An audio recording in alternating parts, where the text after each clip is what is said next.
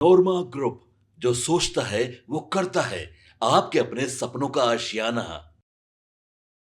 पिछले कुछ दिनों से बिहार की राजनीति को लेकर के कई तरह की चर्चाएं आपने सुनी होगी। नीतीश कुमार को लेकर के सबसे बड़ी बात ये चल रही थी कि नीतीश कुमार आखिर करेंगे क्या। हालांकि नीतीश कुमार ने बार बार ये कहा है कि वो कहीं जा नहीं रहे हैं। ये बहुत पुरानी बात हो गई, लेकिन नई बात आपको बता रहे हैं कि दिल्ली में बिहार की राजनीति को लेकर के और आने वाले बिहार के चुनाव को लेकर के कई तरह की रणनीतियाँ बन रही हैं और उसका एक एक बात जो है वो नीतीश कुमार तक पहुँचाया जा रहा है कि नीतीश कुमार आखिर किस फॉर्मूले पर अपनी सहमति और रजामंदी देंगे और आगे की रणनीति पर काम शुरू होगा।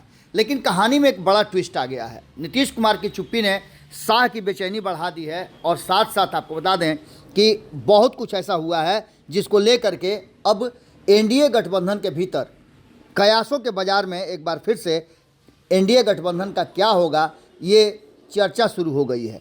आपको बता दें कि बिहार विधानसभा चुनाव 8-9 महीने बचे हुए हैं और इसको लेकर के बिहार में जमकर राजनीति भी शुरू हो गई है।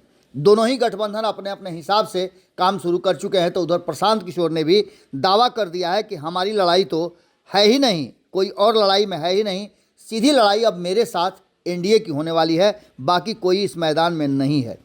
इन सारी बातों को लेकर के आपने जीतन राम मांझी का भी बयान सुना होगा और बयान आपने चिराग पासवान का भी सुना होगा। एक शख्स जो पाँचों के साथ हैं, उपेंद्र कुशवाहा, जिनकी चर्चा हम बार बार कर रहे हैं कि उन्होंने आखिर चुप्पी क्यों साध रखी है। इन सभी कहानियों के साथ साथ एक कहानी और चल रही है और वो है समय समय पर भारतीय जनता पार्टी के नेताओं का बयान, जिस बयान को लेकर के कहा यह जा रहा है कि बीच बीच में केंद्रीय नेतृत्व के इशारे पर यह चेक किया जा रहा है कि बिहार में अभी नीतीश कुमार का मूड क्या है और नीतीश कुमार आगे क्या करने वाले हैं। इधर बीच में आपने देखा होगा कि जीतन राम मांझी ने एक अलग ही राग छेड़ दिया है और उन्होंने ये कहते हुए कि एनडीए में उनकी कोई वैल्यू नहीं करता है। दो बार सीट शेयरिंग का दो राज्यों में बंटवारा हुआ, लेकिन उनको कोई वैल्यू नहीं दिया गया, उन्हें कमज़ोर समझा गया। बिहार में वो अपनी ताकत दिखाएंगे। उन्होंने एक तरह से समझिए तो अपने सीटों का भी हवाला दे दिया है कि वो कितनी सीटों पे चुनाव लड़ेंगे। अगर 2020 की बात करें तो 2020 में जीतन राम मांझी की हिंदुस्तानी अवाम पार्टी 7 सीटों पर चुनाव लड़ी थी, जिसमें 4 सीटों पर उनकी जीत हासिल हुई थी। लेकिन इस बार एनडीए के साथ चिराग पासवान भी है। ऐसे में अगर मांझी सीटों की डिमांड करते हैं तो निश्चित तौर पर एनडीए में बड़ा मतभेद होगा। चिराग पासवान पिछली बार 137 सीटों पर चुनाव लड़े थे, जिसमें एलजेपी के उम्मीदवार 9 सीटों पर दूसरे नंबर पर रहे थे और ये कहा जा रहा है कि चिराग पासवान का बेहतर प्रदर्शन के रूप में देखा जा रहा है। और इसी को लेकर के चिराग पासवान जो पिछले 4-5 सालों में प्रयास किए हैं अपनी अलग पार्टी बनने के बाद, उसके आधार पर ही 2024 में उन्हें 5 सीटें दी गई थी और पशुपति कुमार पारस को बाहर किया गया था। 100% स्ट्राइक रेट के साथ कहीं ना कहीं चिराग पासवान तीसरे नंबर की पार्टी जरूर इस एनडीए गठबंधन में है। अगर 2020 के फॉर्मूले की बात करें तो 2020 के फॉर्मूले के आधार पर हमने आपको पहले ही बताया था कि नीतीश कुमार समझौता करने के लिए तैयार हैं। नीतीश कुमार किसी भी तरह का कोई भी समझौता जो भारतीय जनता पार्टी उन पर थोपना चाहती है उसको मानने के लिए तैयार नहीं है। इसका सीधा मतलब होता है कि नीतीश कुमार और भारतीय जनता पार्टी के बीच में जो समझौता है वो किस आधार पर, किस बेसिस पर हो सकता है। आपको बता दें कि नीतीश कुमार को लेकर के आपने देखा होगा कि बीच बीच में अमित शाह के भी बयान आए और अमित शाह ने नीतीश कुमार को हिला डुला करके चेक करने की कोशिश की कि यदि उनसे मुख्यमंत्री की कुर्सी देने की बात या लेने की बात की जाए तो ऐसी स्थिति में नीतीश कुमार का रिएक्शन क्या होगा, जो कि अब सामने आ चुका है।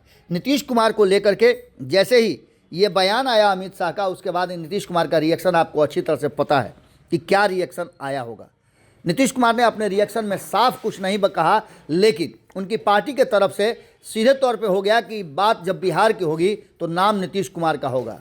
इसके साथ साथ एक और नारा आया कि नीतीश कुमार सबके हैं और उसके साथ साथ तुरंत नारा आ गया कि 2025 से 30 फिर से नीतीश।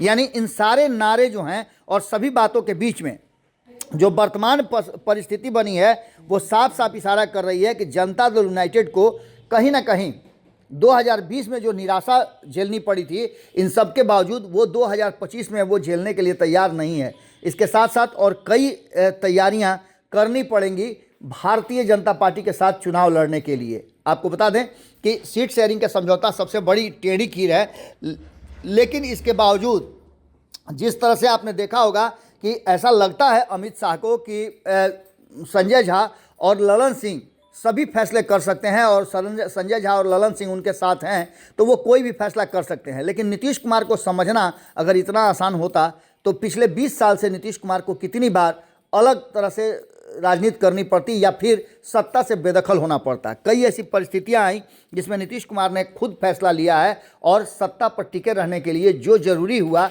वो सारा काम किया है। अब जो वर्तमान परिस्थिति बनी है उसमें भारतीय जनता पार्टी लाख प्रयास कर ले लेकिन नीतीश कुमार टस से मस होने वाले नहीं हैं। सबसे बड़ा नीतीश कुमार ने इस बार हथियार अपनाया है और वो है चुप्पी का हथियार। नीतीश कुमार की चुप्पी ने कहीं ना कहीं पूरी तरह से एक्सपोज करके रख दिया है पूरे के पूरे इस सिस्टम को। नीतीश कुमार की चुप्पी से अमित शाह की बेचैनी इतनी बढ़ गई है कि वो बार बार जनता दल यूनाइटेड के कार्यकारी अध्यक्ष संजय झा के यहाँ पहुँच रहे हैं और उनसे मंत्रणा कर रहे हैं। आपको बता दें कि नीतीश कुमार कई बातों को लेकर के भारतीय जनता पार्टी से नाराज़ हैं। पहली बात तो ये कि दिल्ली में वो चाहते थे जो सीटें वो उन्हें नहीं मिली। दूसरी तरफ झारखंड में भी उनके इच्छानुसार उनके साथ समझौता नहीं हुआ। ऐसी स्थिति में नीतीश कुमार की ये नाराज़गी तो है ही, दूसरा अमित शाह के बयान को लेकर के ही नीतीश कुमार और उनके समर्थकों में काफ़ी गुस्सा है। इस सारी बातों को लेकर के आने वाले समय में जब सीट शेयरिंग के समझौता के टेबल पर बैठेंगे तो नीतीश कुमार आप जानते हैं कि क्या करेंगे। इससे पहले नीतीश कुमार ने संजय झा और ललन सिंह जो कि भारतीय जनता पार्टी के टच में हैं और दिल्ली में बैठे हुए हैं, फैसलों पे उनकी नज़र है, नीतीश कुमार ने उन्हें टारगेट दे दिया है। उस टारगेट से इधर उधर होने का मतलब होता है कि नीतीश कुमार सारा पावर सीज कर लेंगे। वैसे भी नीतीश कुमार के सामने जनता दल यूनाइटेड में किसी का कोई पावर होता नहीं है। दूसरी तरफ आपको बता दें कि एक बड़ी गुटबाजी जो है एनडीए गठबंधन के भीतर शुरू हो गई है। आपको लग रहा होगा कि जीतन राम मांझी के बयान के मायने सिर्फ जीतन राम मांझी के हैं या चिराग पासवान के बयान जो नीतीश कुमार पर आ रहे हैं उसके मायने सिर्फ नीतीश कुमार के ऊपर है। ये नहीं है, कहीं ना कहीं ये दोनों भी इस गुटबाजी का हिस्सा हैं और इन दोनों को भी इस बात का चिंता है कि उनके साथ क्या होगा। जिस तरह की बातें छन छन करके दिल्ली से आ रही है कि चिराग पासवान को तो 25 से 30 सीटें मिल जाएंगी लेकिन जीतन राम मांझी और उपेंद्र कुशवाहा को 5 सीटों से ज़्यादा नहीं मिलेगा। आपने जितने भी समीक्षा देखे होंगे, जितने भी बातें सुनी होगी, उसमें 10 से 5 सीटों तक ही बात की जा रही है। हालांकि ये इस बार जो 2025 का चुनाव है उसमें कोई भी दल एक दूसरे से अलग होना नहीं चाहता है, लेकिन मजबूरियां सब करा देती हैं। अगर उन्हें सीटें ही नहीं मिलेंगी तो ये लोकसभा है नहीं कि उन्हें दिल्ली जाना है। ये बिहार का चुनाव है और बिहार में सभी क्षेत्रीय दल हैं जो इनको अपना अपना ज़मीन तलाशना है और अपना वर्चस्व बना करके रखना है। ऐसी स्थिति में सीट शेयरिंग का समझौता जो 2020 में हुआ था उसके आधार पर हमने आपको बताया था कि नीतीश कुमार चाहते हैं कि 122 और 121 का फार्मूला तैयार हो जिसमें नीतीश कुमार अपने हिसाब से अपनी सीटें रख सकें। पिछली बार भी आपने देखा कि 122 सीटों में से 7 सीट हिंदुस्तानी अवाम पार्टी को देने के बाद 115 सीटों पे चुनाव लड़े थे, जबकि भारतीय जनता पार्टी 112 सीटों पे चुनाव लड़ी थी। 9 सीटें उसने वीआईपी को दे दिया था। इस फार्मूले के आधार पर इस बार भी सीट शेयरिंग का समझौता करने का नीतीश कुमार का प्लान है, लेकिन ये संभव लगता नहीं है क्योंकि इस बार 5 दल हैं और ये पाँचों दल पहली बार एक साथ आए हैं। इन सारी परिस्थितियों को लेकर के खास कर अगर देखा जाए तो नीतीश कुमार के इस गठबंधन से बाहर होने के बाद कई तरह की समस्याएं भी आ जाएंगी और केंद्र में भी सरकार मुश्किल में फंस सकती है। ये बातें अच्छी तरह से नरेंद्र मोदी भी समझते हैं और अमित शाह भी समझते हैं। भारतीय जनता पार्टी का थिंक टैंक इस पर काम करना शुरू कर चुका है और सबसे बड़ी बात यह है कि नीतीश कुमार को नाराज करके भारतीय जनता पार्टी बिहार की सत्ता से तो हाथ धोएगी ही, केंद्र की सत्ता में भी उथल पुथल हो जाएगा। हालांकि एक और चर्चा ज़बरदस्त चलती है कि अमित शाह जुगाड़ में लगे हुए हैं कि कैसे नीतीश कुमार का विकल्प तैयार किया जा सके, लेकिन विपक्ष अभी भी आपने देखा होगा कि किस तरह से बिखरे हुए विपक्ष को एक बार फिर से ठीक करने के लिए और जो तेजस्वी यादव का बयान आया था उस बयान को पूरी तरह से निरस्त करने के लिए राहुल गांधी ने एक बड़ी चाल चली और उन्होंने बिहार में आकर के कह दिया कि नहीं, इंडिया गठबंधन तो है और हम चुनाव अगला लड़ेंगे बिहार में तो इंडिया गठबंधन के तहत ही लड़ेंगे। हालांकि दिल्ली में ये गठबंधन पूरी तरह से बिखरा हुआ नज़र आ रहा है, लेकिन इन सब के बावजूद जब बात दिल्ली की होती है और नरेंद्र मोदी को सत्ता से बेदखल करने की होती है तो जितने भी क्षेत्रीय दल हैं वो कहीं ना कहीं कांग्रेस के साथ अपने आप को सुरक्षित महसूस करने लगते हैं और कांग्रेस के साथ सहयोग करने के लिए तैयार हो जाते हैं।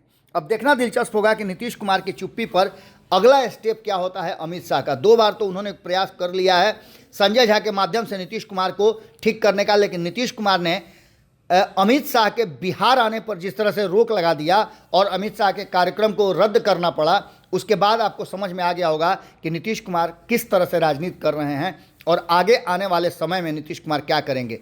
बहुत जल्द नीतीश कुमार का जो यात्रा है वो समाप्त होने वाला है। प्रगति यात्रा से समाप्त होने के बाद नीतीश कुमार अगला फैसला लेंगे और क्या फैसला लेंगे इस पर हमारी नज़र बनी हुई है। जुड़े रहिए भारत लाइव के साथ। बहुत बहुत धन्यवाद। आपके सपनों को हमने सजाया है, ई होम्स पैनोरमा को हमने बनाया है। ई होम्स मेरा एक सपना था जिस पे मैं पिछले 4 साल से काम कर रहा था। हमने जो बनाया है वो सबने है माना। ई होम्स पैनोरमा में हो आपका भी आशियाना। और फाइनली हमने 2021 में इस प्रोजेक्ट को लॉन्च किया। बहुत लोग अप्रिशिएट कर रहे हैं कि पूर्णिया जैसे शहर में, बिहार के, एक तो बिहार की बात करें उसमें भी पूर्णिया जैसे छोटे जगह में इस तरह का लाइफस्टाइल देना, ये सुन के हम लोगों को बहुत अच्छा लगता है। ई होम्स में हमने कुछ और भी किया है, जैसे हम जिस जगह में रह रहे हैं हमारे फैमिली सिक्योर हो, उनको सिक्योरिटी का ध्यान में रखा है।